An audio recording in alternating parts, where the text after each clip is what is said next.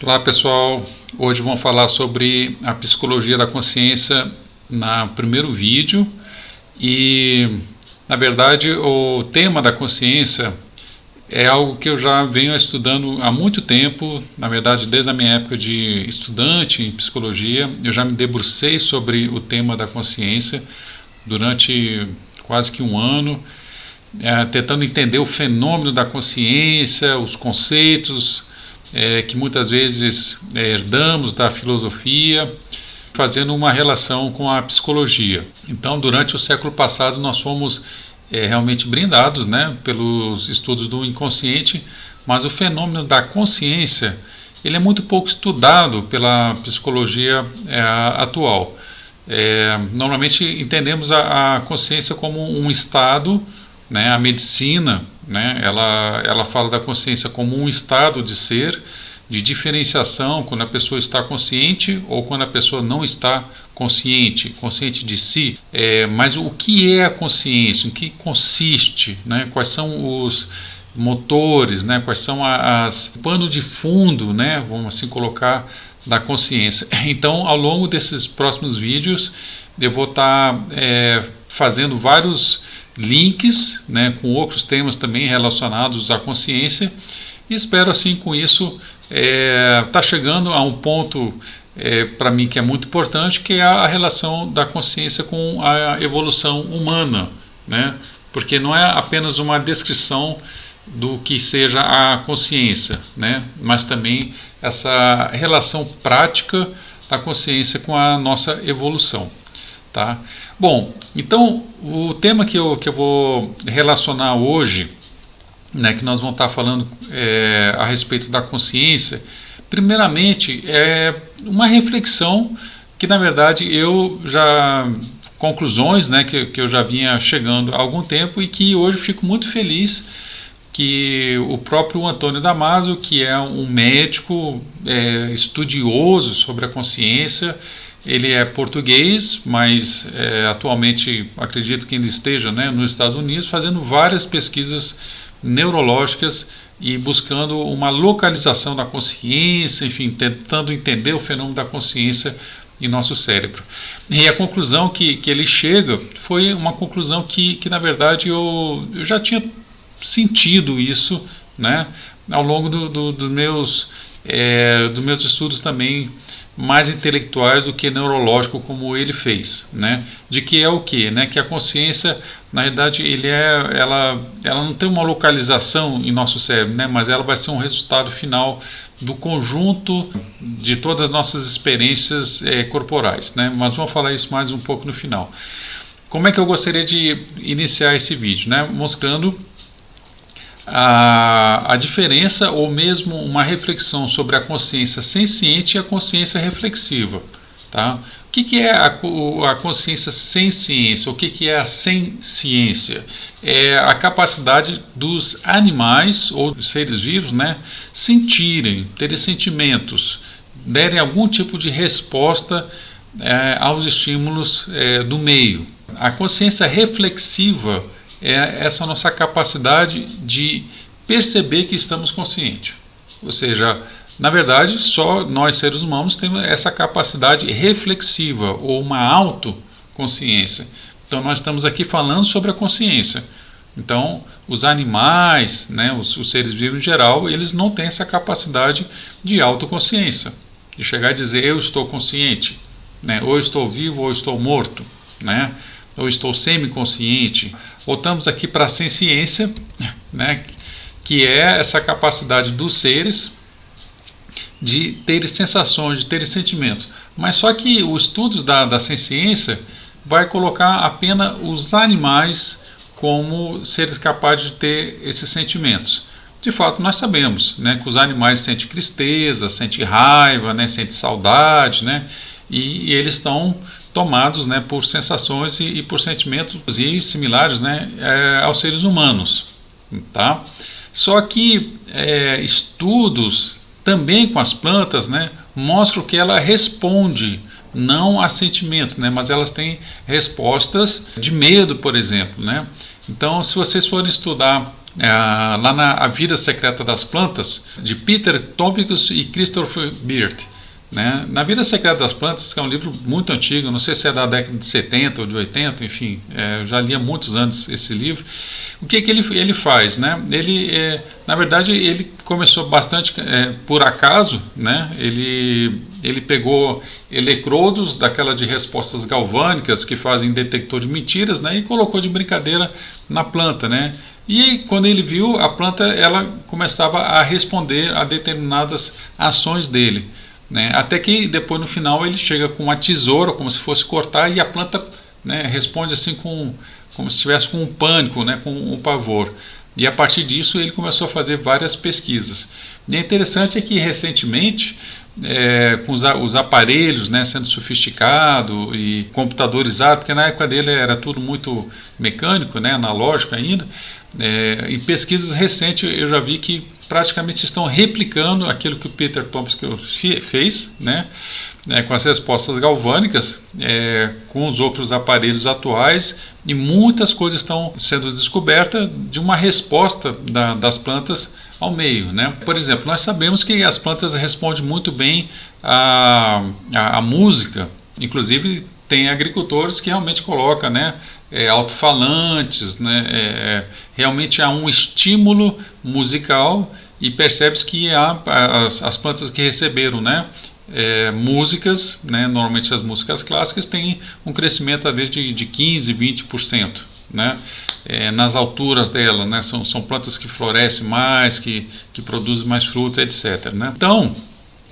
está mostrando que os seres vivos como um todo, né, eles respondem, né, eles têm o que eu vou aqui dizer, um nível de consciência. Então, obviamente que não há uma consciência reflexiva, mas há consciência, há respostas sensoriais ao meio. Né?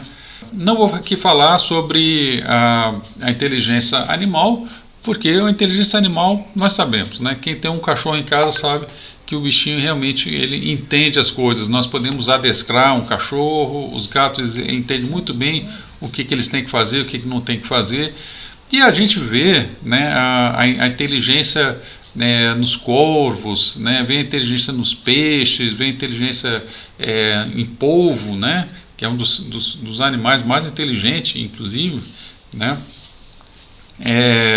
Peixes fazendo formas geométricas no fundo do mar, passarinhos preparando, né, o terreno para suas fêmeas, enfim, tem vários comportamentos animais, né, e às vezes em seres, né, insetos, né, que a gente está falando aqui que não há o aparelho cerebral, né, formado, não há a complexidade, né, do cérebro, e tem um comportamento inteligente, né, bastante surpreendedor. Tá? Pegando, por exemplo, as abelhas. Então, isso tudo vai mostrando que os seres vivos, né, essa senciência vivos, todos os seres, em algum nível, eles possuem não apenas uma resposta mecânica ou bioquímica, né, mas eles sabem o que tem que fazer. Por exemplo, as nossas células do corpo, né, cada uma delas são células especializadas e elas sabem muito bem o que tem que fazer e o que não tem que fazer. Mas então é uma consciência como a nossa? Não, não é uma consciência como a nossa, né? Mas já é uma autoconsciência. Então nós temos que começar a entender como é que isso funciona, porque a ciência ela estuda o fenômeno, mas ela não estuda como que esse fenômeno acontece. Né? Porque isso na verdade é quase que um mistério. Quando os fisiologistas, quando os médicos, né, quando os cientistas observam o funcionamento, né, do corpo humano, por exemplo, né, eles vão vendo assim a perfeição que aquilo acontece, vai entendendo como isso ocorre, né, mas não sabe o que está por detrás, como que isso realmente se opera, né?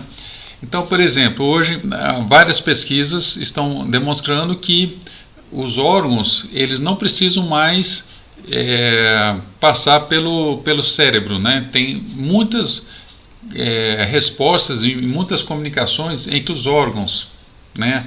Coração com rim, pulmão com fígado, enfim, o que eles precisarem se comunicar entre si, né, ele já pode fazer sem fazer sem a necessidade de fazer uma conexão cerebral.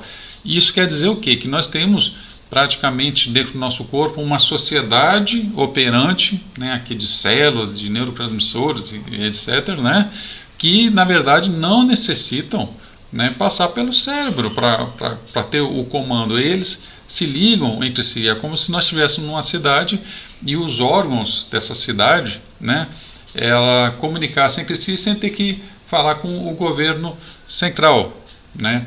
Isso é uma coisa muito interessante, porque vai mostrando que os órgãos, né, porque o que está abaixo do sistema nervoso central, eles também possuem uma lógica, possuem inteligência. O coração, por exemplo, nós sabemos que as células do coração são completamente independentes, né, os seus batimentos cardíacos, tal, né, é praticamente um corpo ali operante sem nenhuma necessidade do cérebro, né, tanto que ocorre a morte cerebral e o coração continua batendo. Né? Por quê? Porque é independente do cérebro. As células do corpo, em algum nível, eles possuem consciência. Então, nós estamos falando que as moléculas, né, as células, que todos os nossos micro-organismos, né, eles operam com um nível de consciência. Bom, aí partimos então para a autoconsciência, né? A autoconsciência é essa consciência reflexiva. Então, à medida que nós tivemos um desenvolvimento do sistema nervoso, que vão colocar como o autônomo, né, como esses reflexos que a gente vê nos seres microscópicos e depois no vegetativo e nos animais, na complexidade desses estímulos, né, nós chegamos, enfim, né, ao topo de uma pirâmide, pelo menos da onde nós estamos aqui conhecendo, que na verdade não é o final, mas da nossa etapa, né, que é a consciência reflexiva, onde que nós podemos pensar sobre nós mesmos, né, sobre a nossa consciência. O que nos interessa mostrar é que, no final, é que essa consciência reflexiva, né, ela vai ser um conjunto de fatores complexos, né, dessas pequenas inteligências que nós temos operando no todo o corpo, né? Então, buscar uma localização para a consciência é algo, eu acho assim, não só perigoso como difícil de jornada. Por quê? Porque na verdade todo o nosso corpo ele está consciente. No momento em que todo o nosso corpo ele participa da complexidade de estar vivo, a nossa consciência ela é um resultado disso. Obviamente que no momento que nós temos uma atenção mental, né, nós podemos dirigir. Então, por exemplo, se eu chego e peço para vocês agora, prestem atenção no calor na sola dos pés. Vocês não estavam pensando nisso agora, né, mas eu falo assim, preste atenção no calor na sola dos pés, preste atenção nos seus pés, né, sinta os seus pés agora. A nossa consciência, a nossa energia, né, todo o nosso fluxo da atenção foi para a sola dos pés. Agora eu peço para vocês prestarem atenção nas palmas das mãos. A nossa atenção foi para a palma das mãos. Então, a nossa mente ela é capaz de direcionar a nossa consciência. E a nossa consciência tem muito a ver com a atenção. Isso nós vamos falar em outros vídeos. Mas a consciência autorreflexiva, ela é a única a qual eu posso parar e perguntar o que é essa própria consciência. E isso é um mistério, né? Isso é uma coisa fantástica, ou seja, um momento em que o ser humano ele é capaz de pensar, mas o que é ser consciente? Isso é uma coisa maravilhosa. Na verdade, isso é o mais importante que nós temos na vida, é a nossa consciência, né?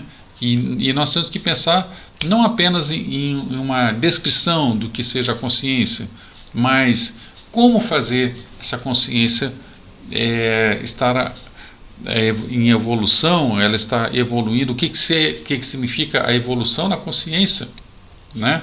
Então, para concluir, né, vamos entender o seguinte, que a consciência, tudo está consciente, todos os seres vivos são conscientes, em maior ou menor grau.